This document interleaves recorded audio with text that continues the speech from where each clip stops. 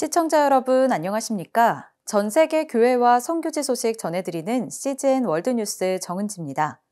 첫 번째 소식, CBN에서 보내온 소식부터 전해드립니다. 수단이 인도주의 위기에 직면했습니다. 2년 가까이 이어져 온 잔혹한 내전으로 수만 명이 사망하고 수백만 명의 난민이 발생한 가운데 심각한 기아 위기에까지 처했습니다. 자세한 소식 전해드립니다. Sudan is the invisible crisis, the biggest humanitarian crisis in the world. The bullet-battered streets tell a story of hand-to-hand combat. 21개월 동안 두 장군이 수단을 장악하기 위해 끊임없이 싸우면서 수단은 만신창이가 됐습니다. The situation in Sudan is just awful. 6만 1,000명 이상이 사망했고 다친 사람들은 훨씬 더 많을 것으로 추정됩니다.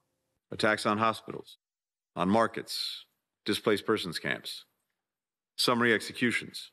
이에 미국은 집단 학살이라고 공식 규정했으며 유엔은 재앙적인 고통이라고 표현했습니다.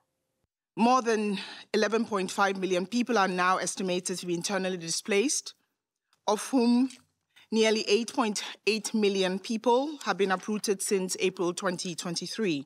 기독교 단체 하드와이어드 글로벌은 10년이 넘도록 무슬림 국가의 인권과 종교 자유 증진을 위해 노력해왔습니다. 하드와이어드 글로벌의 티나 라미레즈 회장은 내전으로 인해 식량 공급 체계가 무너지면서 수단 인구 절반인 약 2,500만 명이 기근에 직면했다고 말했습니다. If Sudan was fully utilized for its agriculture, it could feed half of Africa. So I think that's the tragedy here is that Sudan could be one of the richest nations in Africa, and the people are just suffering immensely. 예일대학교의 나다니엘 레이몬드는 인간의 고통을 기록하고 있습니다. In short, what we've witnessed is the murder of a country. We have seen the largest displacement crisis on the planet unfold while watching from space. 예일대학교 인도주의 연구소는 위성사진을 이용해 수단 정부군과 중군사조직 신속지원군의 전쟁 범죄 혐의를 기록하고 있습니다. 레이몬드는 2023년에 전쟁이 시작된 이래 양측의 폭력이 만연한 가운데 민간인이 가장 큰 타격을 입었다고 말했습니다. We've seen the destruction of villages by fire. We've seen the mass killing of civilians. And we've seen the destruction of Sudan's critical infrastructure, including its hospitals, its bridges, and its ability to feed itself. 미국 국무부는 수단의 중군사 조직 신속지원군이 집단 학살을 자행했다고 비난하며 신속지원군의 수장인 모하메드 함단 다갈로 사령관에 대한 제재를 가했습니다. 앤서니 블링컨 전 미국 국무부 장관은 신속지원군과 그 대리자들이 특정 종족의 여성과 소녀를 강간 대상으로 삼았다고 비난했습니다. The civilian population has taken just a horrible toll of life. Women are being raped everywhere from ages 8 to 75. It's just unconscionable what's happening. 기독교 구호단체 월드비전은 현장에서 실향민들을 돕고 있습니다. Today, I'm making a call for the international community to come together with authorities in Sudan to bring peace in the country. Sudan is like a forgotten crisis because of what's happening in Gaza, what's happening in Ukraine. But it doesn't have to be like that. 수단에 상당한 영향력을 미치고 있는 월드비전은 더 많은 구호 인력을 확보하기 위해 노력하고 있습니다. 월드비전은 수단에서 그 어느 나라보다 많은 어린이들이 난민이 됐다고 말했습니다. 전쟁이 시작된 이후 300만 명 이상이 난민이 됐으며 대부분 여성과 아이들이 차드와 같은 이웃 국가로 피난했습니다. Children are suffering. If you take example of Chad, 40% of children who are directed to the emergency clinics, most of them under malnourished, and now they are suffering. 월드비전은 약 300만 명에게 음식, 깨끗한 물, 위생 서비스를 제공했다고 밝혔습니다. 레이몬드는 돈이 분쟁을 주도하고 있다고 말했습니다. What we're seeing is not just a war, it's a robbery. Sudan's wealth is being robbed, and so is its future. 수단은 아프리카 대륙 최대의 금 생산국입니다. 이란, 러시아, 이집트, 아랍에미리트 등 여러 나라가 수단 정부군과 신속지원군에 무기를 공급하는 대가로 금을 매수하고 있습니다. Both for the Rapid Support Forces and the Sudan Armed Forces, they are taking the country's mineral wealth, which is considerable, including but not only gold, and they're selling it to outside actors. So those outside actors, including the United Arab Emirates and Iran, that are primarily fueling this conflict. 티나 라미레즈는 수단이 다른 국제적 분쟁에 비해 거의 잊혀졌지만 국제사회는 이 인도주의적 재앙을 외면할 수 없을 것이라고 말했습니다. In comparison to Ukraine and so many other countries, this is far worse. This is something that we need to be paying attention to. We need to get President Trump to appoint a special envoy and to take the matter seriously so that the people of Sudan aren't suffering anymore. 전쟁이 시작된 지 21개월이 지났지만 좀처럼 가라앉을 기미가 보이지 않습니다. 상황이 악화되고 있는 가운데 수단 국민들이 더 이상 고통받지 않도록 관심과 기도가 필요합니다. 전 세계 크리스천 리더들이 미국 텍사스에 모여 세계 교회와 지상 명령 완수에 관해 논의했다고 합니다. 자세한 소식 전해드립니다. 전 세계 수십 개국의 주요 교단에서 온 크리스천 리더들은 미국 텍사스 댈러스에 모여 성령이 말씀하신 복음 전도에 대해 이야기했습니다. 글로벌 처치 네트워크의 제임스 데이비스 박사는 단체의 사명은 세 가지라고 말했습니다.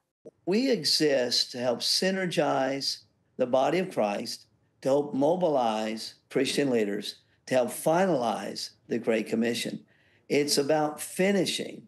You know, for so long, we've, as a church, have said one day we're going to complete the Great Commission, but it's time now to do that.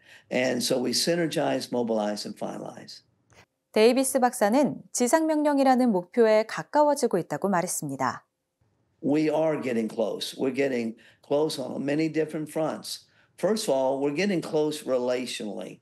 And what I mean by relationally, the body of Christ is realizing that if we're going to bench press the planet so that everyone can have access to the gospel, we're going to have to work together. That's why we say synergize. So that's the first piece of the puzzle. The second piece is mobilize. Mobilize in Bible translation. There is a massive uptick on Bible translation to get it all finished, every language done, and it's rapidly happening on a global scale. It's happening evangelistically. More people are coming to Christ today than ever in the history of the world. 강연자인 로버트 제프리스 목사는 교회가 용감하고 담대해져야 한다고 격려했습니다. Right now, one of our assignments from God is to push back against evil, to delay the disintegration of this world. Why? So that we might have longer to share the gospel of Jesus Christ. What happens when Christians refuse to push back against evil? All you have to do is look back 83 years ago to the rise of Adolf Hitler to see what happens when Christians remain silent. 마이크 폼페이오 전 미국 국무부 장관은 신앙을 최우선으로 여기는 것의 중요성에 대해 나눴습니다. I was a Christian who was tasked with being the 70th Secretary of State for the United States of America, and I never misunderstood the sequencing there. Right. And when you get that right, it brings peace. 데이비스 박사는 지상명령을 완수하려면 현장에 더 많은 일꾼이 필요하다고 말했습니다. Because Jesus said the harvest is plentiful, but the laborers are few. We must have more full-time gospel preaching, church planting men and women of God around the world like never before to finish. And so we have set strategic goals to help equip 1 million new ministers by 2030. We need a harvest so big that we have to call for the other boats. And there's not a fish problem. There's a boat problem. We have got to get ready because the Lord is sending renewal and revival, but we need to be ready when it's here. And we don't need to say it's another 6 months or 6 years. God is at work, and He's at work everywhere, and it's imperative that we get ready for it. 글로벌 처치 네트워크는 지상명령을 완수하기 위해 2030년까지 100만 명의 목회자를 양성할 계획입니다. 어린이 성경 애니메이션 슈퍼북은 1981년 일본에서 처음으로 방영됐습니다. 그리고 지금까지 새로운 세대의 일본 어린이들에게 복음을 전했다고 합니다. 자세한 소식 전해드립니다. 이스케는 5살 때인 2018년에 기독교 유치원에서 처음으로 슈퍼북을 시청했습니다. I really like Superbook because I can relate with Chris. In the story of David, at first, Chris was afraid of the big crowd, but when he played his guitar for God, he won the audition. In my case, I was not good in origami, and some kids told me to just quit. But I did not give up, and God helped me. Now, I am good at it. I asked my mom to buy the DVDs for me, but she said to just watch on television because she did not have extra money. 당시 이스케의 어머니 레이코는 싱글맘으로서 재정적인 어려움을 겪고 있었습니다.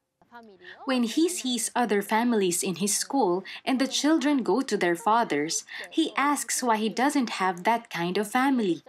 I apologize to him and he tells me it's not my fault. He just asks God why. 슈퍼북을 함께 시청하면서 어머니와 아들은 많은 인생의 교훈을 배웠습니다. Superbook has made it easier for us to understand the Word of God and grow in our faith. Eisuke told me he realized that God allowed our situation to know Him more, and by watching Superbook, he learned how much God loves him. Before watching Superbook, I know there is a God, but I am not sure if I should believe Jesus. But through Superbook, I learned that Jesus died on the cross and forgave my sins, so I can go to heaven. 이스케는 슈퍼북 퀴즈 대회에서 우승하고 원했던 시즌1의 DVD 세트를 상으로 받았습니다. 레이코는 이스케에게 슈퍼북 앨범을 만들라고 권했고 앨범은 이스케의 일지 역할도 합니다. After I got my prize, I submitted my testimony of gratitude. 레이코에게도 간증이 있습니다. When Eisuke was born, I did not have faith in God. But when we went to the Christian preschool, we came to know God. I learned about Jesus and I accepted Jesus Christ. I discovered my purpose too, and now I am a licensed teacher in the same preschool. 열렬한 슈퍼북 팬인 이스케와 어머니 레이코는 슈퍼북의 5개 시즌 DVD를 모두 소장했습니다. 이스케는 이 사실을 매우 자랑스러워합니다. CGN 월드뉴스는 새로운 시대에 변치 않는 복음을 전하며 세상에 바로 서고자 하는 그리스도인들의 눈이 되겠습니다. 시청해 주셔서 감사드립니다.